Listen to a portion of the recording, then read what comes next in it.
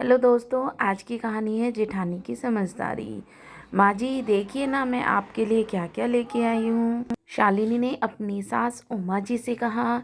शालिनी सास ससुर पति नंद जेठ सबके लिए महंगे कपड़े लेके आई थी, सिवाय जेठानी रमा के।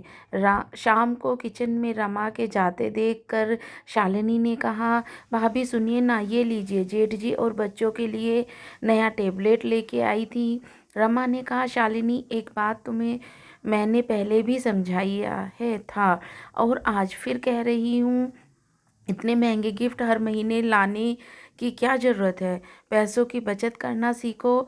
आज की बचत ही कल हमारे काम आती है। तुम पूरी तनख्वाह क्यों खर्च कर देती हो। पूरी एक महीने की मेहनत के बाद ये पैसे आते हैं और तुम खर्चे में एक पल भी नहीं लगाती। मैं तुम्हें अपनी भलाई के लिए ही कह रही हूँ। इतना सुनते ही शालिनी को गुस्सा आ गया।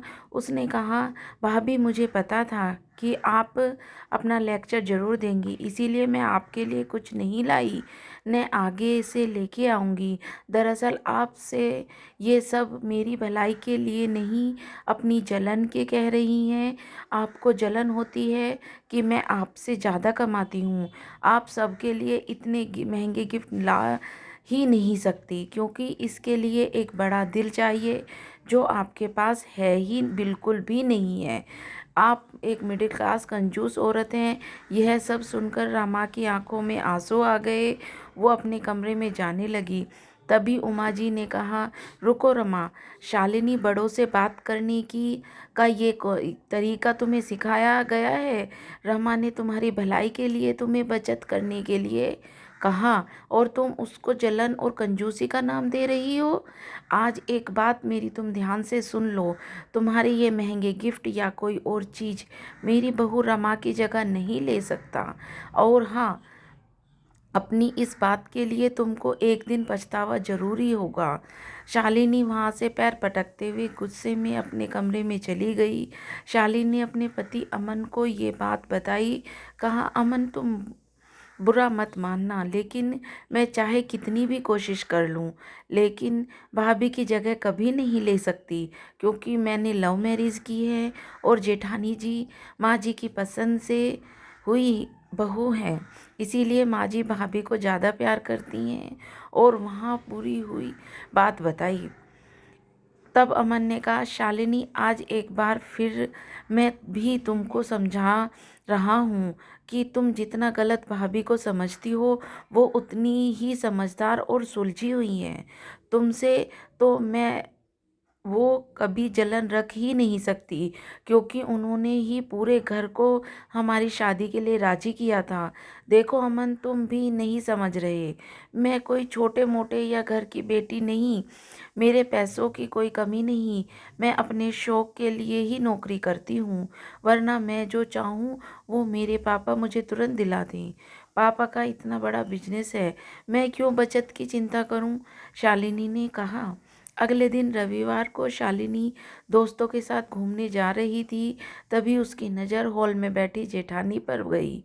उसने गुस्से में अपना पर्स उठाया और फ़ोन हॉल की टेबल पर ही भूल गई। रमा ने आवाज़ देनी चाही तो उमा जी ने रोक दिया। कहा, जाने दो, वैसे भी एक फ़ोन है उसके पास, अपनी आवाज़ दोगी तो बेकार ही नाराज़गी झेलनी पड़ेगी। रमा ने हम करते हुए जैसे ही फ़ोन रखा, देखा तो शालिनी का फ़ोन पर उसके भाई का फ़ोन आ रहा था।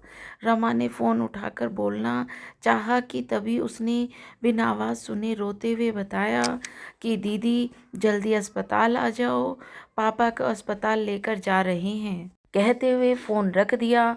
रमा के साथ पूरा परिवार अस्पताल पहुंचा। वहां जाकर पता चला कि उनके पार्टनर ने उन्हें धोखा दे दिया है और धोखे में सब कुछ अपने नाम कर लिया।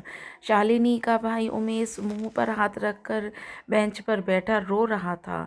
तभी रमा ने उसके सिर पर हाथ रखते हुए कहा, उमेश क्या बात है, अपनी बड़ी बहन को नहीं बताओगे। उमेश आश्चर्य से रमा देखने लगा और सारी बात बताई कि अभी पैसे जमा कर नहीं किए गए हैं तो डॉक्टर इलाज नहीं करेंगे। मुझे और माँ को पापा ने पैसे की कभी डिटेल नहीं बताई। अभी हमारे पास इतने पैसे नहीं हैं। शालिनी देवी भी फ़ोन नहीं उठा रही हैं। मुझे लगा कि वो आएंगी। रमा ने कहा, लाओ मुझे बिल दो और तुम आंटी के पास जाओ। मैं अभी आती हूँ। और जाकर काउंटर पर पैसे जमा किए। शालिनी ने फ़ोन पर अपने भाई के इतने सारे मिस कॉल देखकर परेशान हो गई। तभी उसको उमेश का मैसेज रिसीव हुआ जिसमें उसने लिखा था, दीदी पापा की हार्ट सर्जरी हो रही है, अर्जेंट पैसे चाहिए। और उसे अपनी मैरिज की पूरी बात लिख दी। और बताया, शालिनी भागती हुई अस्पताल पहुंची। तब तक अस्पताल हो चुका था, ऑपरेशन हो चुका था और उसने अमन और उमेश दोनों मौजूद थे। शालिनी रोई जा रही थी। तब अमन ने कहा, शालिनी घर चलो, अभी पापा को आईसीयू में रखा है, अब कल सुबह मिलना ही हो पाएगा।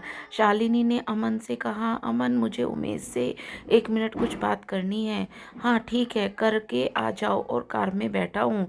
शालिनी ने उमेश से कहा, उमेश तूने पैसों का इंतजाम कहाँ से किया? क्या अमन के ने लिए या मेरे ससुराल वालों से? उसको तूने सारी बात बता दी क्या? शालिनी मन ही मन सोच रही थी कि अब उसको हमेशा ताने सुनने पड़ेंगे और पैसे उसके पास होंगे भी लोग मदद नहीं करेंगे। सासू माँ पहले से ही कह दिया था और उन्होंने ही अस्पताल के पैसे दिए बिना किसी को बताए।